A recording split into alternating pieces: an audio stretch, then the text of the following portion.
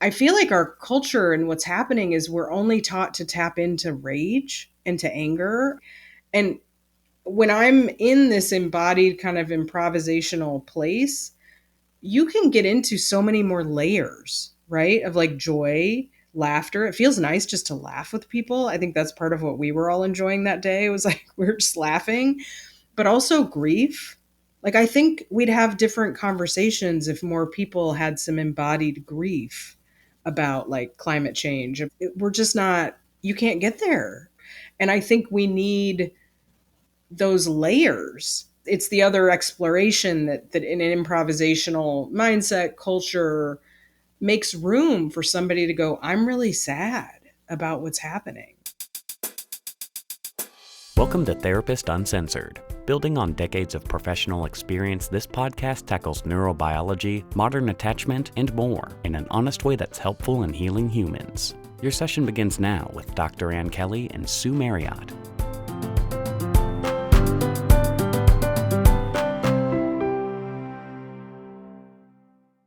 Hey, you guys, while we know relationships are wonderful, they are also really hard. Many of us believe that they shouldn't be, that if we have good connection and good communication, things will just go smoothly. But it's really that belief that can make us feel stubborn and even more hopeless. So relationships take work. It does for Sue and I. We can make it look easy. It's not. And one of the ways is because many of us, we differ. We differ in what activates us, what makes us feel threat, the expectation, and it's these differences that are held in our body, not our thoughts. And they influence how we talk, how we love, how we fight. So holding that belief, if he or she or they could just understand me, if they love me, they do something different, is not really true. And we're talking about relationships with your partner, your teenager, your mother-in-law. So Sue and I have created an online course that can help you understand yourself and those you love in a different way. This is not just for therapists, it's for everyone. Although the good news is if you're a therapist, you can get CEs along the way, and all of you can use the visuals and the worksheets individually, or you can even use them in your own private practice. So while the course is based on our book, Secure Relating, Holding Your Own in an Insecure World, it is definitely not a replication of the book. We talk directly to you. You learn how to understand more deeply your attachment, those you love, the neuroscience behind it, and how to build secure types of connections right now in your everyday relationships. Rather than changing one another, y'all can shift together in very important ways. It's very powerful. We're getting great reviews. Check it out. It's at therapistuncensored.com/BAS. Therapistuncensored.com/BAS. The BAS stands for Beyond Attachment Styles, the Science of Growing Secure Adult Relationships. And by the way, the cost of the course is about the amount of one individual therapy session, and yet you get hours and hours and hours of what we think is extremely valuable information. So check it out. Howdy. Right now, we're gearing up for the launch of Season 10 of Therapist Uncensored in January. In the meantime, for the rest of this year, we're going to be re-airing some interviews that we feel could use some fresh ears. Enjoy. Hey, everyone. Welcome back to Therapist Uncensored. I am here with Lisa Kays, and she is a psychotherapist in Washington, D.C., with a social work background, specializing in adult relational work. Welcome to the show. Thank you. I'm so excited to be here. We've been planning this for a while, haven't we? A long while, since like March, April. Well, and how this got started, just to give our listeners a history. Longtime listeners may have heard Sue and I do an episode on our experience at a recent conference. And in that conference, we had a large group meeting talking about some really tough issues related to current events, racial inequities, etc. And it was super painful. And during that episode, I'm pretty sure Sue and I talked about the experience of walking from one seminar that we attended that was amazing, and that we talked about incredibly difficult stuff, but we did it in a way that opened us up. And it was using improv as part of the discussion. And Lisa, you were the leader of this workshop. And I believe the title we were trying to remember is Improvisation for Decolonization. So I asked you, even before I went to the other one, I said, would you come on the podcast? I just really love what I'm learning at a break. And you were super enthusiastic. And that's where it started. And what's funny about that is we had no idea after we had that conversation that we were all going to walk into this other group meeting and become so dysregulated so quickly. You did too, right? Well, I actually remained more regulated than I ever have in such meetings. But yes, it was a painful, hard, I don't wish to be here kind of experience. Exactly. And that's what it was for us. So it even made me more committed to have you on the show because I think the experience that Sue and I had in your workshop was so meaningful and so opening. And there's a lot of reasons why. And that's why I wanted to have you on the show. And then you and I preparing for the show got to chat behind the scenes of like what it was like to go from that to the other one. So feel free to we'll jump in and maybe have a little bit of that discussion. And for listeners, you don't need to have listened to the other episode to follow along on this one, certainly. But if you want to, it might bring you some good insights of the experience of, a little trauma that we all had in that meeting. But I was also interested because I've always recommended, and long-term listeners have also heard me talk about how much I recommend improv as a form of not necessarily therapy, but it is, but a form of learning to get connected to yourself. And so you interweaved improv with these really difficult, tough conversation. And it was just an amazing experience and how much openness in that room that I think the participants had. And I know I'm like giving all this history before I even let you jump in, but I'm going to even add one other thing. And I think I mentioned this to you before. What was so funny is that, you have to pick your workshops and everybody's sitting around a room and, like reading titles out loud. And everyone reading the word improvisation were like, oh God, I'm not going to that. Oh no, no, no, no, no, no, no. A bunch of therapists scared to death to relax. And I was one of them, right? I was like, I don't know. This sounds really scary. Not only are we going to do something really scary and get up there and do improv, we're going to do it talking about really tough topics. That sounds so scary. How could I possibly combine the two worst? Like, let's talk about racism and do improv. Therapists are like, no to both of those. Thank you. Exactly. And I decided, well, I'm just going to do it, but I'm going to leave midway. That's just all there is. I'll just give it a go, And lo and behold, here we are. So let's start there. Why did you decide to integrate improv in such an important and powerful conversation on race and oppression? So I think the shortest answer sometimes is I was stupid and I was mad. That's often how I get to anything these days. But to answer that, I have to start almost in 2016. So I've been teaching improv, or I had been teaching improv for a decade. And it was so profoundly healing to me personally for the reasons you probably refer people to improv that I started teaching. I was learning it and teaching improv as I started my MSW. And I was like, these are related. I don't know how they're related, but they're connected. And I thought I was this genius. I was like, I'm going to pioneer improv therapy. No one has ever heard of it. And in fact, it came out of the settlement houses and social work. Probably if we dug further, it came out of indigenous people's practices. I mean, quite honestly, I haven't found that literature yet, but I'm sure it's there. And people had been writing and publishing and practicing this for a very long time. And so I started giving improv for therapists workshops and integrating. It was harder to get buy-in for the reasons you're naming about. I wanted to do improv for anxiety, but again, that's like the therapist. You're like, oh, anxious people in improv. No, thank you. Recruitment is a challenge. It's a challenging proposition.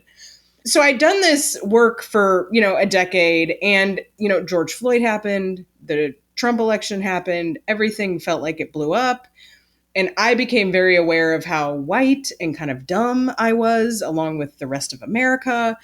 I think at that point I was thinking, should I write a book about improv? And I was like, what? This is silly. Like, who's going to do this? We are now in serious times. Like, then we were in a pandemic. And so I pushed all the improv away. I was like, we have to get serious about things. And like, there's no time for playing and this nonsense, and nobody has time for this. And when I emerged from the pandemic in, I think, a state of like, I would love to hear your description of what our nervous systems were all doing, thinking, I'm fine alone in this box, like not interacting socially for multiple years. And then like Right. coming out of that. But I had this awareness of, wait. No, I think these things are combined, that we actually need improvisation more in this work because I had become too serious with it.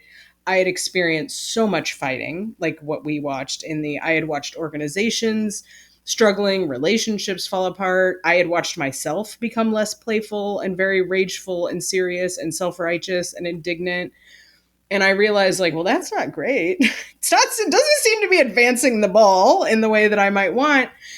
And then I think what happened, honestly, was one of the social work boards would not let me do a workshop for CEs on improv and self care, which is silly because self care is in the code of ethics. I won't go into that. So I was like, you know what? Fine.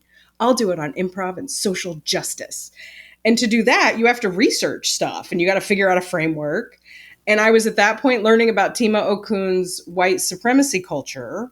And I was like, wait, white supremacy culture is the opposite of improv culture. And I made a little chart and I did a bunch of research and I found all this stuff again, because I think I'm inventing something. I found all this research. There's a book called The Urgency of Now, written about like the intersection of civil rights and improvisation. And I found all this research that linked it together. I did it once. And then something made me angrier. I can't remember before I got to AGPA. And I was like, I'm going to ramp this up. I think what happened was Palestine and Israel, the genocide started everything. And so I went in like, I don't know what I'm walking into. Everybody is going to be in this state of enragement. And I think the communications around it in this organization had felt problematic to me. And I was like, I don't know what I'm walking into, but I'm going to do this. And I realized, like, if you're going to do this, Lisa, this needs to be very grounded and centered in like, you are part of the problem. I am part of the problem too. We are all part of this problem. This culture is in all of us. And that was how I came up with this kind of speech I gave with you guys in the beginning and then integrated it into a game that really called us into how the binary lives in all of us. I am a victim and I am an oppressor and I am privileged and I am like, a target. And because we incorporated movement, improvisation, I think that set the stage because I did not know going in like, oh, this is going to be great. I was scared walking into that Oh, room. yeah. It's an intimidating group, right? You're not sitting there like that is one intimidating group to be presenting in front of, I will Yeah. tell And you. I don't know that organization. I didn't know the list of people. And of course, as I've found, improvisation always sort of, if you get to the core of what it is, if I ground myself in what it is, improvisation is a way through very hard things, which is, I think, what we all experienced. I mean, we were all scared. You're saying you were scared. I think we were all like, what's going to happen in this room? This is a hard time. Yeah, it was. You're right. It was right in the middle of the highest points of the tension. Not that we're through it now. And it was really scary talking about these topics because it's so much passion. There's been so much pain. And we talk about Israel and Palestine. There's so much pain on both sides. I mean, it's like so much pain currently and historically. And people have such deep feelings about it. And we can broaden that from that topic to all sorts of topics, whether somebody is a Democrat or a Republican, or we tend to feel things so deeply and expressively, and tolerating one another's opinion seems to be becoming harder and harder to do. And one of the things I did love about is that when you started, I am the perpetrator and the victim. I'm both. Like there was something about getting out of the duality because I walk into that session feeling like the perpetrator. It's very hard to talk about anything having to do with race or oppressiveness, even as a gay woman, without feeling like the perpetrator in the room. And that sets up a sense of shame and hidden self and fear that I'm going to say the wrong thing or do the wrong thing. And we've come from such a culture lately too of the gotcha. You know, you've done that wrong. I'm now going to cut you off and shut out. And so my challenge to going to that group, one is if I'm going to keep talking about how important I think improv is. And in a therapeutic session, I need to really put my money where my mouth is and show up at that. And I could really feel the fear, but also around that topic was so powerful. Literally, I mentioned in this episode before, this conference is full of therapists. And yet, as much as we all train and talk and work with people to be able to stay regulated, I'm just like you. I went through 2016 enraged and judgmental and raising my fists. I was so much part of the problem. And shifting that is not easy. I think I've gotten a little better, but I think we really need to figure out how to have really tough conversations, but access all parts of our bodies to be able to stay present with one another. And the way that you integrated play, and maybe we should stop for a moment and just talk about improv in and of itself. I mean, we all have seen Whose Line Is It Anyway? Or, we have this idea what improv is. How would you describe improv? One of the ways that you actually, when you came up to me and you said, do you want to be on our podcast, that I had not conceptualized, because we all know about like, okay, yes, and I have to agree to things. If you say the sky is green, we're in a world where the sky is green. But when on this sheet, and I think it is helpful to look at it contrasted. This might be helpful just for everybody to be like, what are they talking about? So like white supremacy culture, just as an example, has this idea of individualism, right? We are individuals, we're tough. Whereas a culture of improvisation is collaborative in its nature.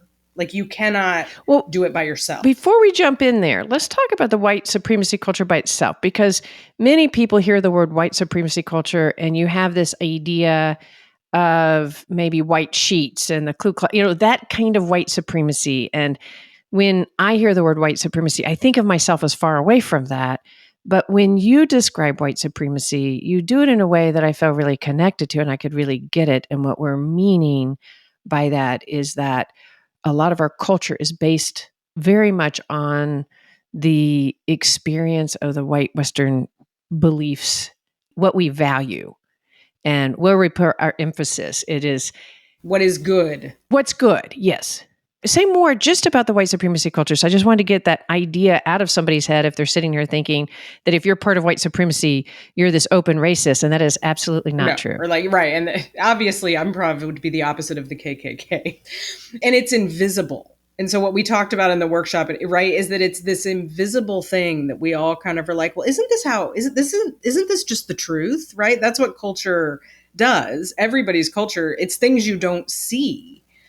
And so what Tima Okun did was this wonderful framework, because what white people love to do is be like, oh, well, there's African culture, there's Ghanaian culture, there's Palestinian culture, there's Chinese culture, but whiteness is just normal. And everything else is kind of this other thing. And what this framework does is say, no, whiteness has a culture. It is no different. We have our own culture. And recently I've been learning about how the flattening of like other cultures, like Irish culture, Scottish, into whiteness has its own package of problems, but if we do take what they have turned whiteness into, like it's these sort of traits that you can start to see. So this idea of like, we are rugged individuals that can pull ourselves up by our bootstraps. Well, there are many cultures in the world that know that that is not true. That's not how they live. That's not how they function. That's not how things are organized. We could say they are much healthier, usually emotional places to hang out. And so the improv culture is this collaboration, right? But it lets us question this of like, oh, have I been taught that? What is this idea that individualism is better? Wait, I have been kind of indoctrinated into this idea. And, I lived in West Africa. I lived in Benin for 3 years. Like I've seen other ways and what they look like. And it's like, this isn't worse, guys. It's different, but like we are so ingrained with this idea of our way is better. And this framework lets us go like, is it? Like another one is perfectionism. There is a right way and there is a wrong way. Right? That everything is binary, that it's right and it's wrong. And that's what we experienced in that meeting, right? Is we're going to scream at each other about somebody needs to be right and somebody needs to be wrong. And improvisation says like, there's either or. like the sky can be green. It's just what we decide and we can play in. And it does like kind of help you think like this, like, oh, that progress. This is another part of whiteness. Progress is bigger and more. Always. So part of what we're talking about, right, is the sort of the assumptions in our white culture that we've always grown up with and always lived with, and we assume it to be true. And that is perfection, somebody being right and wrong, the idea of a hierarchy, that there is better and worse, right and wrong, and the individualism that we think about all the movies that you grew up with. Just think about the movies that say, that really idolize that person who made it from rags to riches all on their own with very little help. And then it's a myth that we begin to believe is the truth. And then we hold ourselves up to that standard without even knowing we're doing it. And one of the ones you brought up that I hadn't even crossed my mind is the time efficiency one. Yes. Like, yeah, that we should always be efficient. I'm so guilty of that. Boy, I want the most efficient drive from X to B, but that efficiency should be highly valued. Just the fact that being efficient is a high value, and being independent and being rational, high value. Timo Kuhn framed it as a sense of urgency. And the improvisational value is this idea that improv actually values like playing it slow. Like, let's slow this down, which is what we do as therapists, right? If we're good therapists and a group is getting activated, we're like, whoa, slow this down, right? Which none of that was happening in that room that we saw. There was no slowing down of anything. But if you think about who does efficiency favor? Who usually is going to come out on top if, oh, we need to just do things quickly, guys? You see this right now in the Democratic primary issue. This whole idea, this, about, well, Kamala needs to just become the candidate, guys, because we don't have time and we got to beat Trump. And okay, that's a valid, pragmatic idea. And there's this idea of, yeah, but if we do that, we're like giving up our democratic principles. Like, should we slow this down and like think about this for a minute? Because often when you're trying to accelerate, there's often a power interest that can just get what they want and like sell it really quickly. And a distilling of like different voices not getting heard, like who's silent in a room where we're just quickly moving through something. You don't have a chance to look at all of that and be like, who's hurt by this? Who wins if we do this? If we're rushing and trying to have the meeting be the most efficient, whose voice are we not hearing, right? Who are we talking over? Who are we trying to be? Some of the ones that has the loudest voices get heard fast. And then it's like, no, we need to move on. And just the idea that urgency is a white value that isn't shared by the whole world, and just questioning that. I mean, it's not even that sometimes urgency isn't important. Like you're not saying that having urgency isn't important at times if that is important, but the presumption that that's a high value and should always be valued, the most efficient way to go, that to stop and go, wait, that's a cultural norm that I've learned that I can actually stop and question. And to stop and question could give access to so many different parts of ourselves and our teams that we're a part of. And what is being lost? It's very interesting for me to look back, like when I was a Peace Corps volunteer with my arrogant 20-year-old, like, oh, Americans do it so much better that, we do everything quickly. And we, and you're looking at these processes that are like, take forever. And I'm like, what is going on? This is so inefficient. It's nonsense. We're just wasting time. But when you really look under what's happening, there's a lot of relational work going on. Like there's a lot of like, I'm waiting 10 hours for a taxi to leave, but that's because somebody's got to come from over here with their goats because they need to go with us. And I don't know that. It's like, there are reasons in many cases for this inefficiency that we're just, well, that's just bad. Well, is it? I don't know. Those goats they need to go where they're going. Right. And the relationships are so valuable, and we undervalue that we undervalue in our white culture the idea of prioritizing relationships. I mean, think about the work value, how much we are a work ethic, work is what's valued, which then makes us undervalue the relationships that are part of our lives. And then efficiency, we have to move on, which means we might leave people out. That's okay because we have to be effective. And the slowing down of the whole system gives you so much more access to different parts. My colleague Paula Atkinson has really made me aware of this. We lose our asking, what are people's experience of this? If we're just getting it done, we're never asking, like, does this feel good for everybody? Are we all, and I watch this with my children, and I've had groups now really naming this, especially neurodivergent folks that get diagnosed late. And you'll hear them talk about, well, everybody just kept telling me like it's so great that I won or got an A, but no one ever said to me, what did that cost me? What was that like? And I watch this now with my kids, and I try to say more to them, like, what was the experience of that dive meet like for you? Was it worth the stress that you took on? Because if you think about American kids, we don't get asked that. We just get told, like, you need to get to where you're going and you need to do it. You need to function. And we don't say, like, what is your experience of the school day?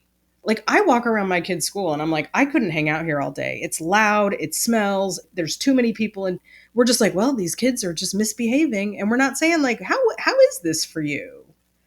And I think that's a massive loss for our development. Oh, it's so true. And I think about also the pressure that kids and families have. What's your next step? What's your next step? If you happen to be privileged enough to be in the part of the world where college is an expectation or a privilege that you get to do, those kids then are really strangled by this. What's your next step? How are you going to, how is this moment going to add to your future? How is this moment going to add to your future? And without asking, how is this moment? And we start it when they're 2 and 3. What are you going to be when you grow up? What are you going to be when you grow up? Well, I don't know. I'm just playing with some trucks. But it's our anxiety. I think it's our anxiety about, like, you got to make money. You got to be okay. You need to convince me that you are a kid who's going to have a job that is going to earn a living, because we are in a capitalist reality here, friends. But again, it's like, what is that costing all of us? And that's what I think other cultures, when you really look at it, it's so different. And it's like a lot of this stress we carry, guys, whole societies aren't doing this. They're not doing it. That is so true when you travel and you see. I know that when Sue and I went to Liberia, and I saw how much slower the culture was there and how many people smiled and connected and spent time relating. And I felt so envious. It was just really a different experience. And I wonder if this is your experience. I think before the pandemic, there was some awareness that we were on a kind of moving train that we didn't really see a way to get out of, because everything's set up this way, right? How do you all of a sudden get these insights and say, I think I want to slow down and be me today when your entire culture is speeding by you and you didn't have time to question or think about it? And I think the pandemic really turned that upside down in a way, because we stopped and we didn't have relationships. We really felt the loss of those. And then we started realizing, we can slow down. The whole world can shift in a way, and we don't have to be in that autopilot 24 hours 7. People came back and they're like, we had the quiet quitting. But I think part of that was like, oh, wait, I'm kind of rebelling against this culture that is putting pressure on me to perform. And earlier you mentioned something. You said, who is the efficiency benefiting? And it's a really good point to come back to, because our efficiency is not necessarily benefiting us. It may benefit our employers, or it may benefit all sorts of other systems that need us to hurry or be efficient so that they can get more from us. But that's not taking care of our essence of who we are. And in fact, it's just promoting depression and anxiety in such a huge amount of numbers in this country and beyond. We're also not asking, like, what are the ripple effects, right? Like, if I force everyone to come back to the office, we don't ask, like, how does that affect families? How does that affect kids? How does that affect schools? Like, we don't think systemically in this way that it's like, how is that going to make life easier or harder? Or, let's talk to people about, maybe you want to come to the office. Maybe this would help you. Like, you're like, I live in a small apartment with my partner. I would like to murder them. Please send me to the office. Like, we don't create a lot of room. It's just like, well, this is what the office needs, so you will plug in. Right. It's like, this is what we need, you will do it. And what we're talking about here is shifting that to, how is that for you? Because when we move to the relational and we see each other and we see those that work for us or work with us or our partners or our kids, and our body is felt and seen, not in this just make it all about me, but I see you and I see me. And like, how do we work together in that? And I think that's what I experienced so much from getting back to the conference with you, the collaboration. Like from the very first introduction that you did, and I don't know if you can do that off the top of your head, but I thought the introduction was amazing. And maybe even if you just threw out a few of the examples that you did, but from the onset of that, you set an example of how to be with us. You weren't just teaching, you were with us. And then the use of improv, in my experience, opened up a different part of me. And I got out of that like performance idea, the thing I've got to prove something. I felt myself move much more in the moment and to be with you and those people in the room. And those people in the room are the same ones that were in the room the end of the day, they were the same individuals. But in this room, where we had individuals that were from Palestine or supported that, we had many Jewish individuals. We were all the same people in there, connecting and talking about hard things, hearing each other and laughing. And those are the same people that went to the evening thing. And so that's what was so powerful to me and so impactful. But it was the use of your I'm here with you and let's be creative together.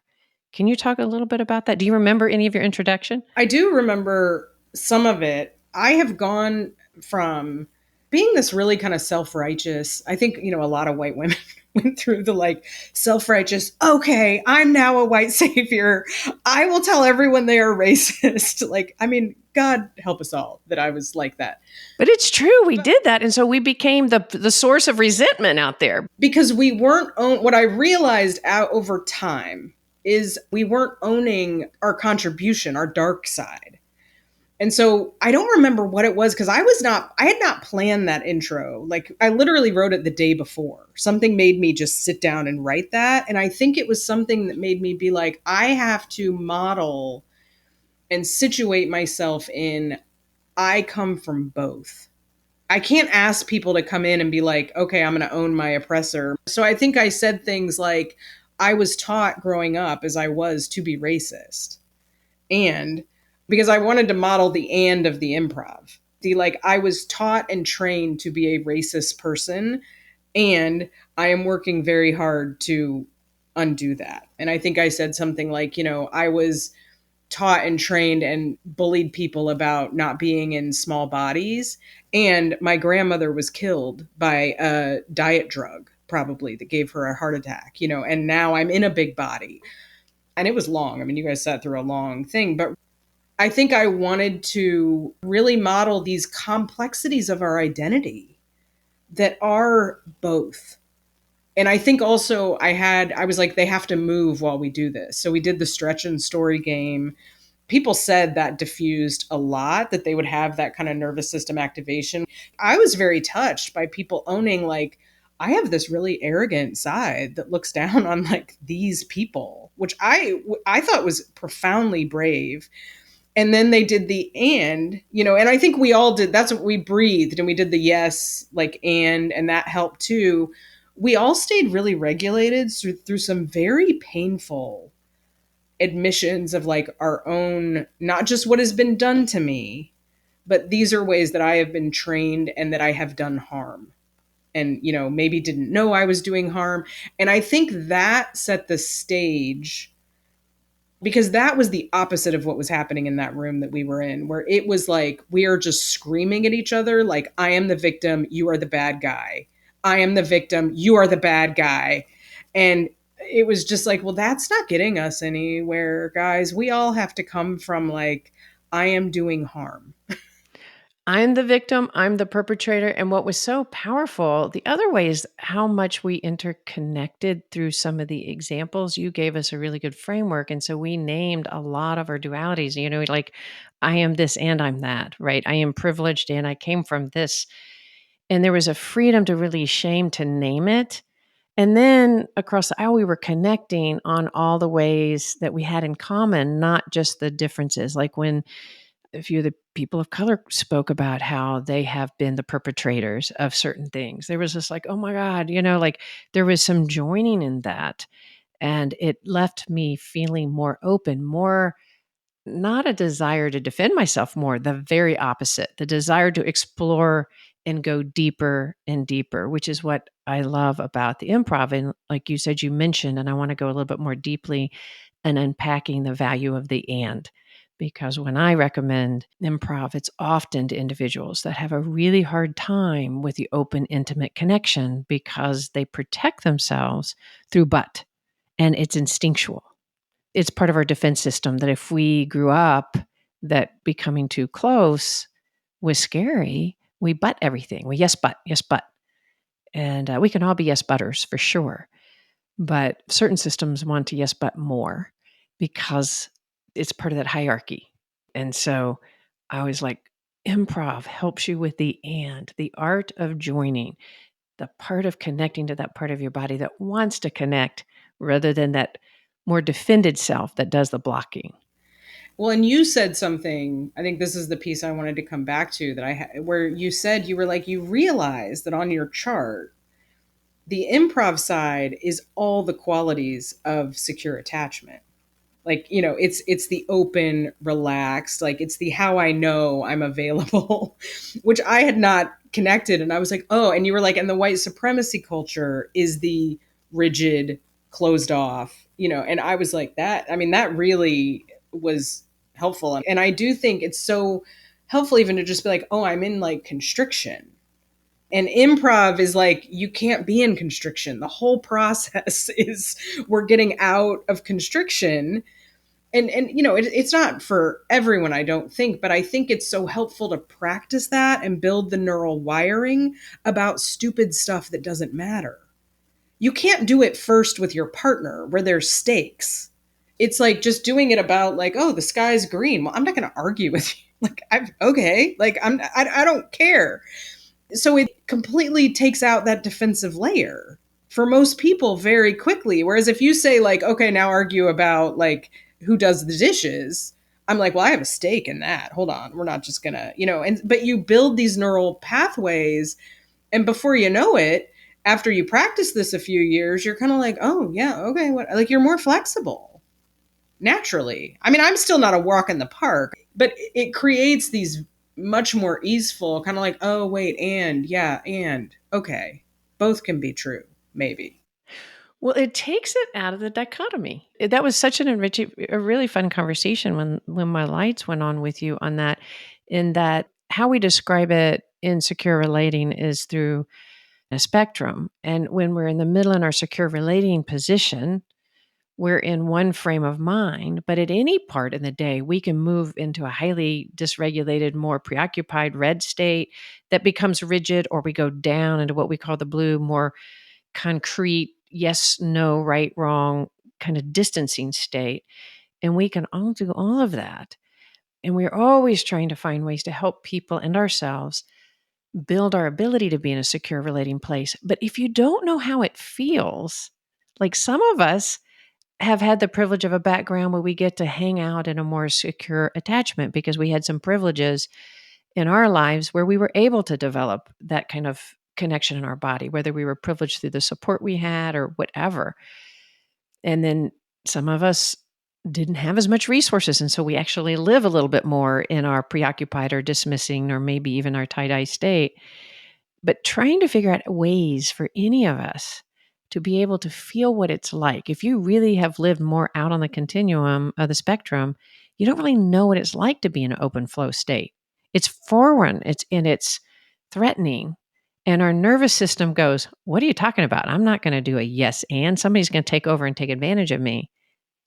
And yet the play enacted all that secure relating part of my brain and body that helped me want to open up and expose what I'm shameful about and feel my strength. It was kind of an and. I love what you're saying. I hadn't put all this together either. You're right. If you take somebody who's been in survival mode their whole life, and this happened to me in the pandemic, I feel like where I didn't even know I was in survival mode, right? And then and it was like, oh, I am not great. Like, because you don't know what's happening, especially if you're somebody who's like kind of lived there. And so how do you get to be like, no, it can feel like this piece? So improv, I think, can do that where it starts to be like, oh, I'm relating to people in this totally new way. because I had been through so many spaces in organizations of the fighting and of the like, there is no way you can talk about race. We cannot talk about oppression. It's hopeless. This is over. I think part of what I wanted from that workshop was like, there has to be a way. And I was like, well, let's try this. I don't know. But when I left with you all, I did have a sense, not like a kumbaya, this is going to fix the world sense, but a sense of like, there is a way. I have now had an embodied experience of talking about hard things across different power dynamics, and nobody blew up, and we actually kind of liked each other. And that is an important, I think, embodied experience of just like, okay, it can be done. Because then you walk into that other room and it's like, well, here we are again. It can't be done. If we leave it there, we think, oh, we have to sort of shut down. We can't have hard conversations. And we need that across the country, across the world. We need to be able to go, oh, wait, we can really do that. And there's a way, but we have to access that part of our own self that's willing to look more deeply at the fact that we are both perpetrators and victims, that we are both. And, if we talk specifically about some of the things that happen, the art of play also, right? It was not, you had games that we played, but we played them together and they were always additive. And instead of competition, which is of course one of the white culture philosophy basis, right? Is competing and we need a winner.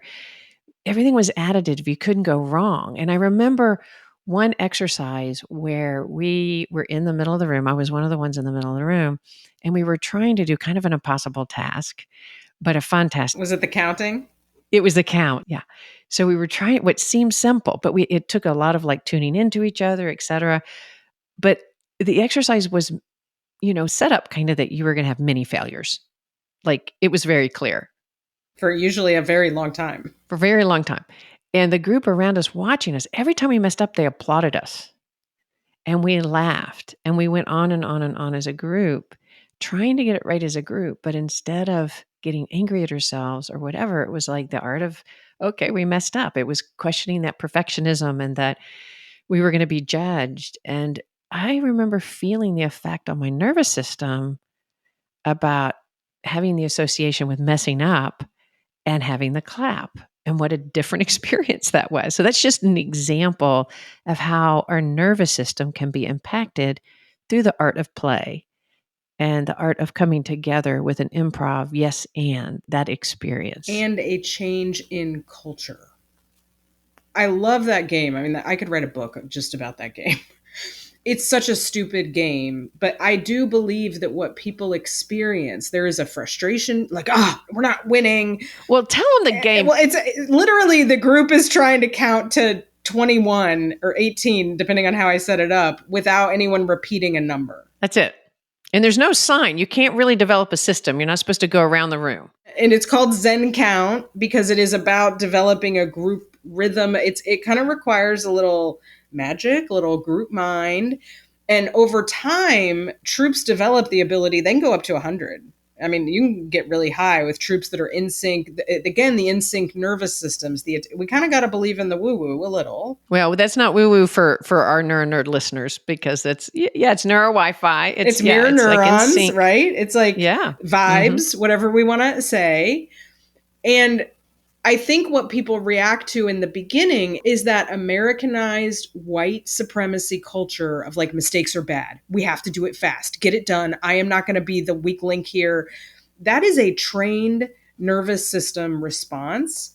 And what the clapping does in an improv with a lot of games, you clap for mistakes. And it's literally telling people, yay, you played. You did something. That's all, like you exist and you did something. Yay for you. That is so antithetical to American culture. And noticing that nervous system, because really all a group has to do to succeed in that game is just chill out, trust the moment, not be in a hurry. But that takes a lot of practice over time. And it is deprogramming from American white capitalistic culture that says you better not mess up and we got to get this done. And that it's up to the individual. We couldn't succeed without the group think together. We couldn't dominate. One person couldn't dominate and like be turned to. It was a group think, which allowed us to open up that part of our right brain and creativity that we have so much access to if we tune in, if we tune out. And what I love about improv is the experience. You have to be in the moment. In some of the games you did, we would all be in a line and we were supposed to, lead something once we got to our turn. Now, historically, I'd be sitting there practicing in my head, like, okay, it's going to be my turn. What am I going to do that's going to be funny and creative? Okay. And so I would have hardly been able to pay attention to all the fun activities in the middle of the room because I'd been preoccupied with my own performance. And am I going to do it well? Am I going to be funny? And there were some rules that, and it wasn't, which is some part of the game is that you couldn't plan because you couldn't make up anything because it wasn't until the person before you gave you the next lead that you could do anything. So because of that, we just were present with each other and spontaneously able to respond, which of course, is I can't help with the neuro nerd part of me wanting to really also highlight by that presence, leaving me open and sort of not in the pressures in that part of our mind that shuts us down, that I was able to have fun and deeply be in the moment. And I was astounded by the creativity that came out of my mouth and everybody else's without any planning. And part of what I talk to people about and what I start when I kind of do what I call the de-indoctrination is it really is a question of saying like, so, okay, you're noticing that like you're not, you're planning and you're kind of not able to watch, and we're not going to judge that, but I'm going to say, is that fun for you?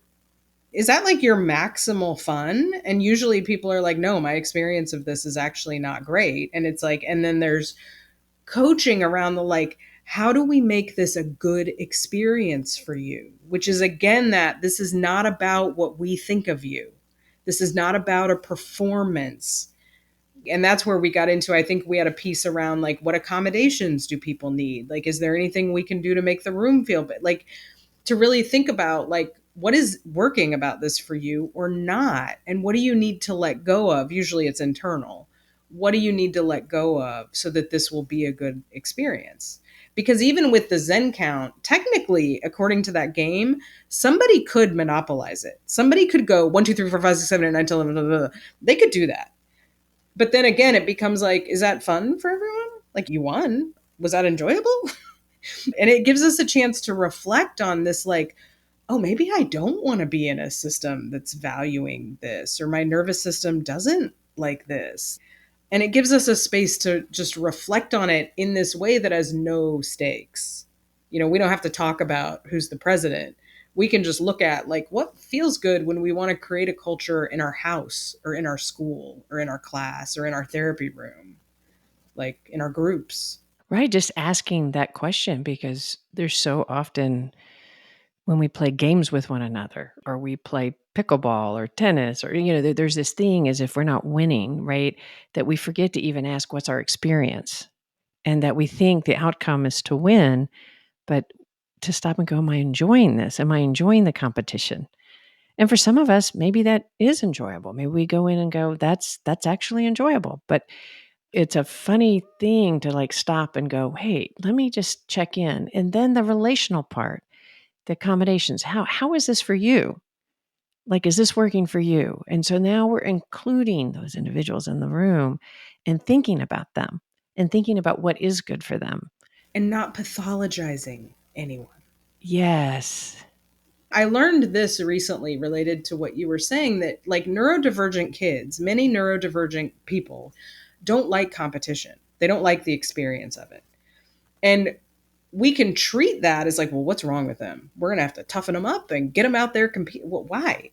Like, now there's all these like wonderful card games and games that are collaborative games that literally I was never exposed to as a child. But like, can't we just say like, cool, you're a collaborator. Great. Nobody is going to die without a soccer team. I mean, no one literally developmentally will like not be okay. And we go to this assumption of like, well, you got to learn how to compete if you're going to make it in this place. And it's like, but I don't know, maybe it's kind of wonderful that some people, we need competitors, we need those people. And we need some people that are like, I would like to think about the greatest good here. I would like to work with others. Like, why are we not going, great, wonderful, we're going to cultivate that? Yes, I love that because we need the teams, right? We like to root for our high school team or our city team of football or soccer. And that's wonderful because it's serving something. And we're stopping to go, is this serving something? But to go, wait, we can also ask, not everybody has to live at that.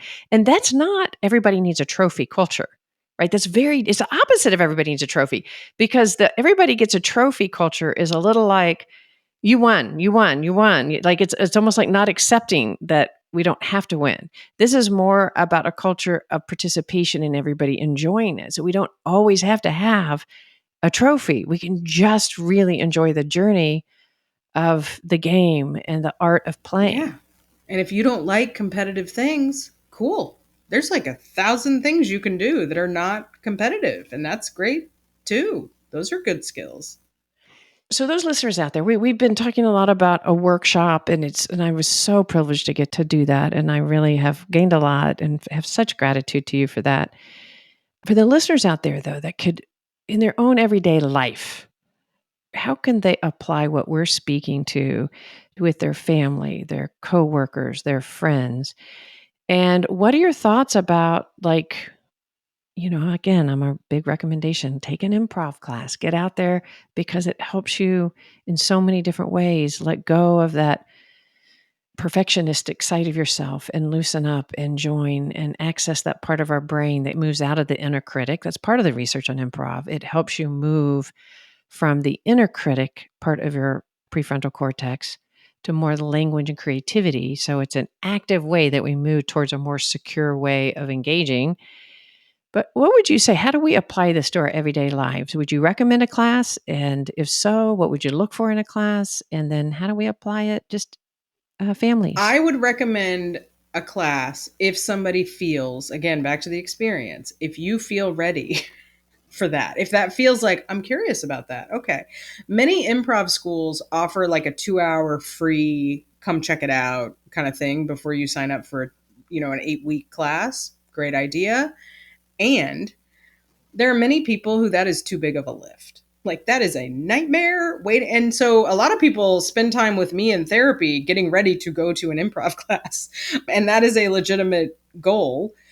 And so I think again, it's like, would that feel renewing to me? And if so, off you go. Wonderful. And there are so many other ways I'm learning about how to kind of access that same thing in a less risky place, like different arts, like saying to yourself, like right now, I just took back up the violin, and you got to have a pretty high tolerance for mistakes to play that thing. It's a bit of a nightmare.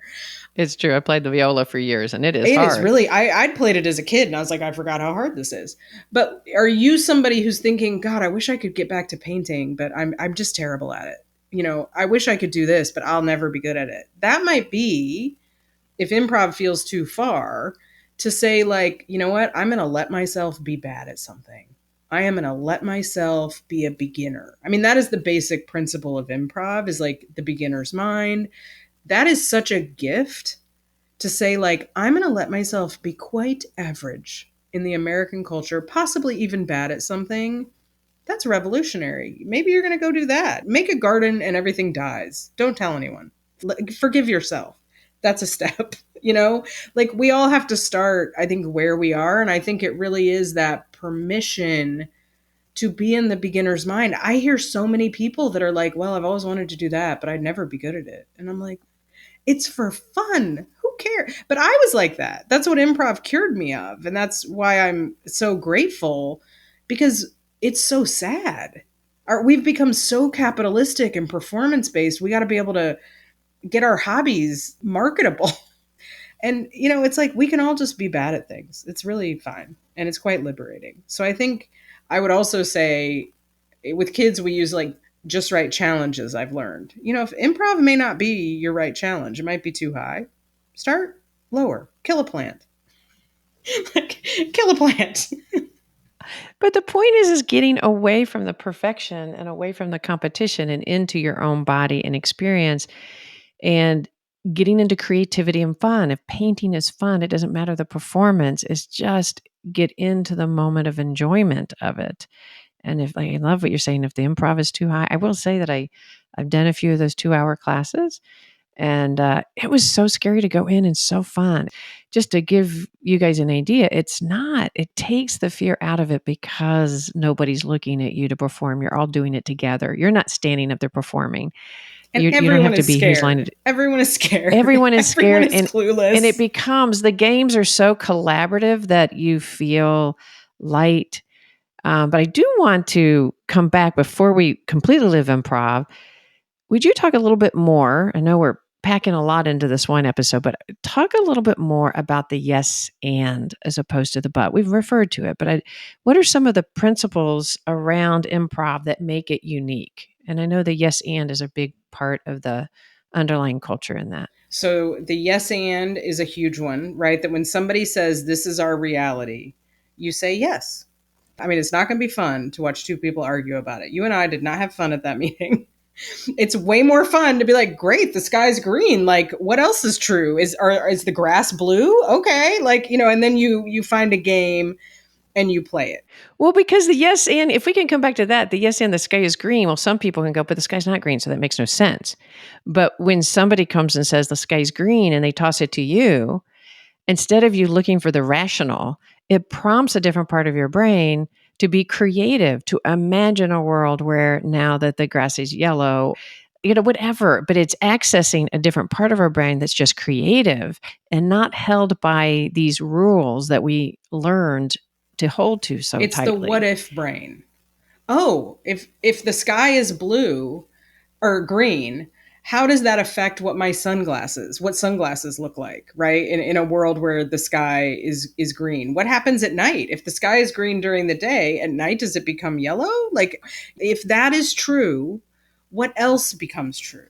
What else changes? So it becomes expansive. Yes, it becomes expansive. There's possibilities. And that's where the fun is. And the beautiful part, so this is the other piece, is one of the foundational premises is all I have to bring, like if we're building a house, if an improv scene or a show is a house, all I have to bring is a brick. Because what we tend to also do is be overly responsible and overly functioning. This is a great one for women.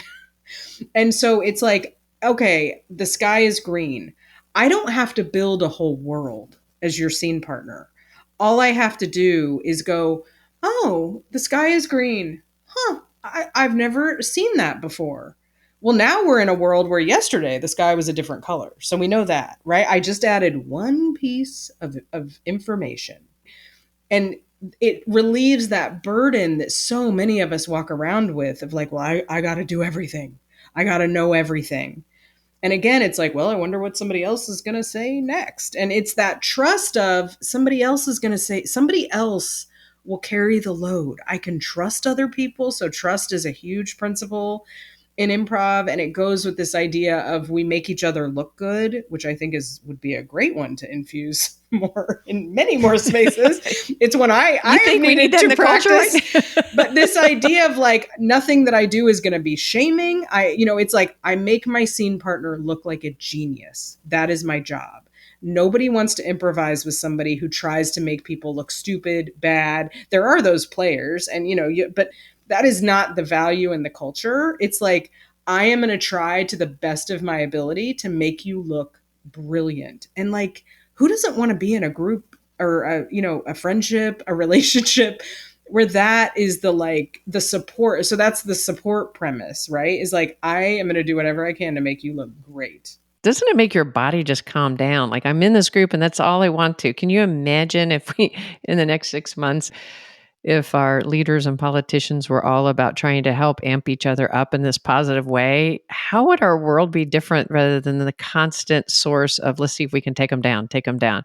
And it's so important to realize that when we're taking each other down, that is a sign of insecure relating. It is not actually a sign of intelligence. It's a sign that I have to take you down because otherwise I don't trust I can stand beside you. And when you have a sense of confidence and security in yourself, you want to build people up. That's our natural instinct. Our natural desire is to build people up and relate.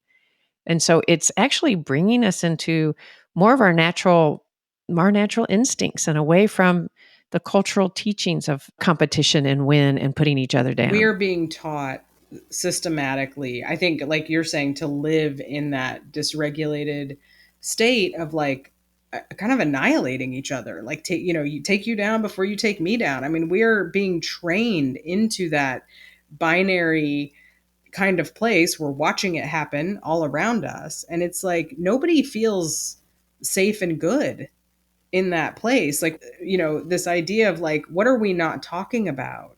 Or what else can I say if I don't have to take you down? Maybe I can then say, like, I'm really afraid of you. Like, what you're doing is scaring me or it's hurting me. And yeah, that person might say, I don't care. I'm going to take you down. It's like, okay, well, I mean, it's more complicated than this, but I do think that we're losing a lot in this just, and that's the rule of improv, is nobody wants to watch a scene where two people are just having a power struggle over what color the sky is. It's not fun. It's not interesting. Having experiences where we are not in an instinctual power struggle and having our body, again, why I recommend it for people, having our body experience what it's like to be with people without the power struggle, it shifts the way our nervous system functions over time. Instead of it being a competition, we see people as a resource. It's building the core of trust, which is why I was coming in and to you and saying that is secure relating right there. Everything you just had.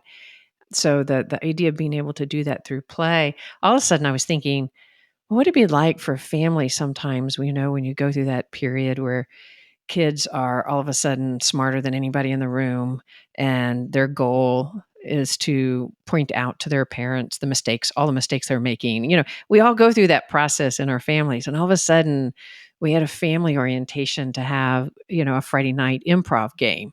And there are a lot of games that people can access to be able to find ideas to play, and to add that, where the game, instead of the brothers tearing each other down, which is so negative for the system, some in humor is fine, but sometimes it's the whole relationship where they have to have the art of playing with one another. Yeah, I'm thinking like I should do that more in my family. Because it's like, but yeah, and to create this kind of culture of playfulness, I think, which I do with my son, and it really can change. Like, he has a list of grievances of my parenting, and I can argue with him about that, or I can be like, yeah, like, sure, it's, what's it like to have the absolute worst mother in the world? Like, tell me, do they give you a trophy at school? Like, I want to know. You can be more playful about it, and then you're going to learn more about each other, right? And like, what is going on here? Are there some things that maybe I could, work on? And he then can learn, like, oh, maybe she isn't the worst, like she kind of took that okay. Like, the other thing that I think it does is I feel like our culture and what's happening is we're only taught to tap into rage and to anger. And when I'm in this embodied kind of improvisational place, you can get into so many more layers, right? Of like joy, laughter. It feels nice just to laugh with people. I think that's part of what we were all enjoying that day. It was like we were just laughing, but also grief. Like, I think we'd have different conversations if more people had some embodied grief about like climate change. We're just not, you can't get there. And I think we need those layers. It's the other exploration that in an improvisational mindset culture makes room for somebody to go, I'm really sad about what's happening. Oh, and it opens that up. And that's exactly what happened in our thing. I keep talking about the fun we had, but again, I want to return to the deep feelings that we approached of sadness and grief and pain. And yet, as we did it, I felt much more embodied in myself and that less in my head and more connected as people spoke.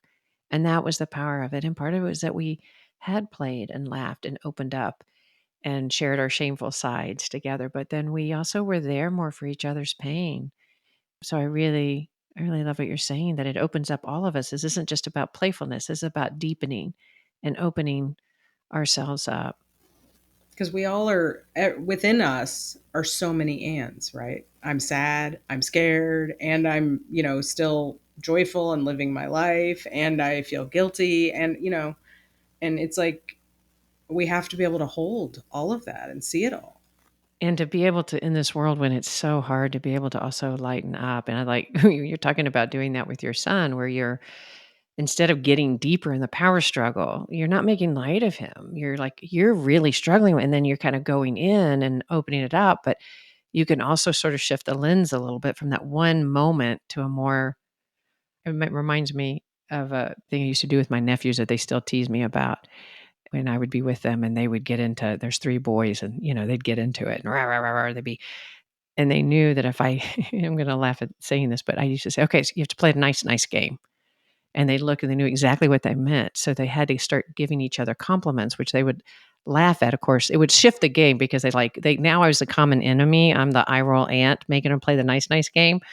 But what it turned into immediately is they started saying nice things to each other by criticizing each other through humor. But because of that, they were all laughing together because they were putting one over on me. They'd say, I love the way your body stinks at night and you don't even care. But instead of arguing now, they were unifying through humor.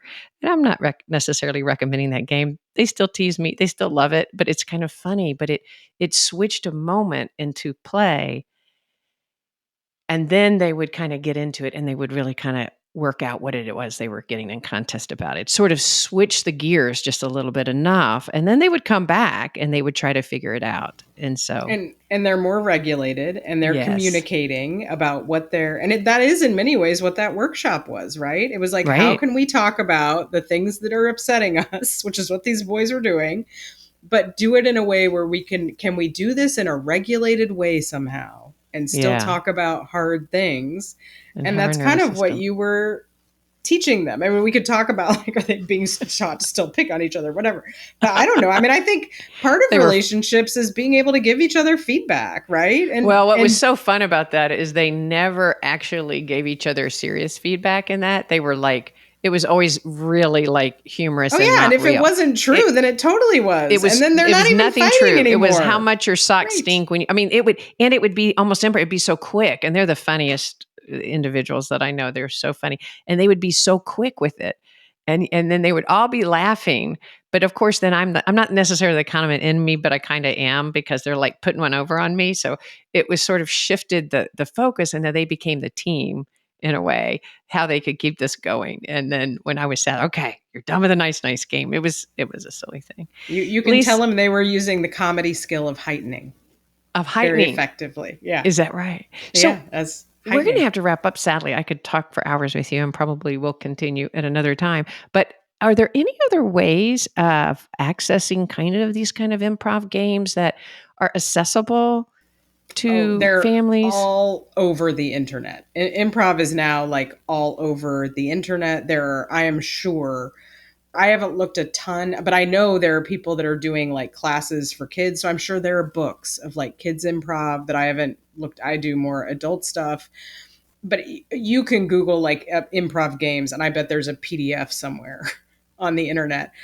I have game sheets that I created with some of the ways that I use them therapeutically, but there's infinity books. There's the Spolin books. There's infinity books.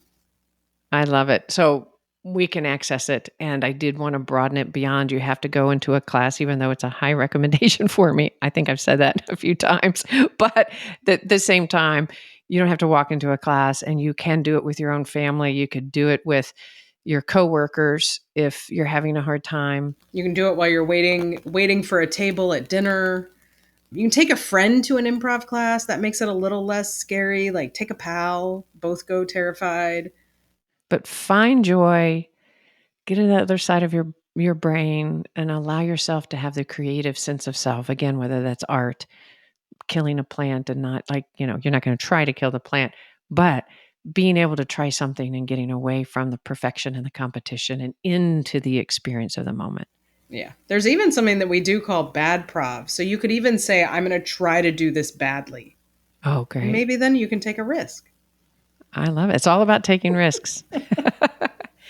I wanted to mention that you have started your own podcast. So, yes. Say a little bit about that.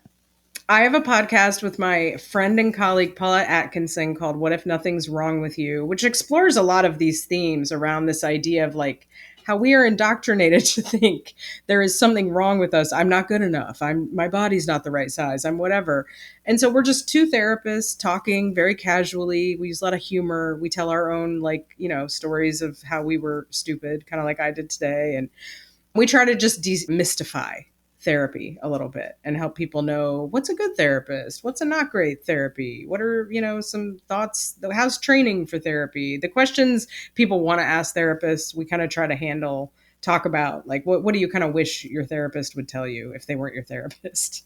Oh, that's so fun. I love it. That was some of our idea when we did Therapist Uncensored. I think we got a little serious, but I love where you're going with that. So yeah, check that out. We'll have that in our show notes. If somebody wanted to reach out to you, how would they find you? My website is Lisa Kays, LISAKAYS.com, and it has a inquiry form and all that stuff. You have even an online group, right?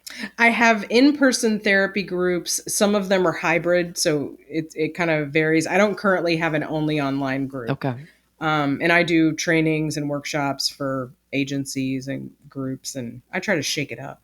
Shake it up. And I highly recommend, if somebody's out there and needs somebody to come into your agency to loosen up difficult conversations, you obviously know that I have high regard for Lisa, and I'd highly recommend that.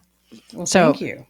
Thank you for joining us, Lisa. I sure appreciate you coming, and hopefully we will talk more. Thanks for having me. This was wonderful.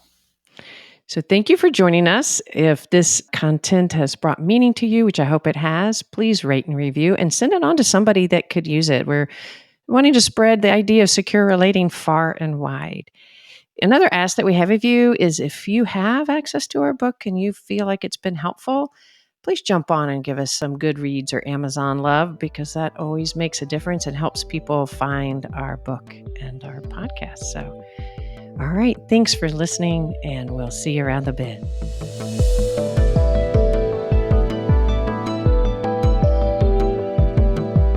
Therapist Uncensored is Ann Kelley and Sue Marriott. This podcast is edited by Jack Anderson.